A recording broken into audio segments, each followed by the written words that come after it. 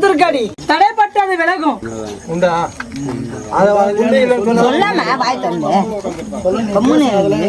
ஒன்னரை மாசத்துல உன் வீட்டுக்குள்ள எரிமூட்டை நடக்கணும்னு விதி இருந்ததுடி. காவலுக்கு வந்தவன் காதி பாதகம் இல்லடி. தலைமடிகிற நேரத்துல காலில் உதரம் சிந்தி வெளியேறி வந்தவர் அத்தனையும் நடந்துகிட்டு வருது. மன நிம்மதி கிடையாது. வீட்டை விட்டு வெளியே போனா சந்தோஷம் கிடைக்கும். வீட்டுக்குள்ள வந்தா ஏன்டா அந்த மனையில வந்தோன்னு என்ன தோணுமடா. அவ இருக்கிற இடத்துல உன் பூர்வீகத்துல கங்கை பக்கத்துல புரண்டு ஓடும்.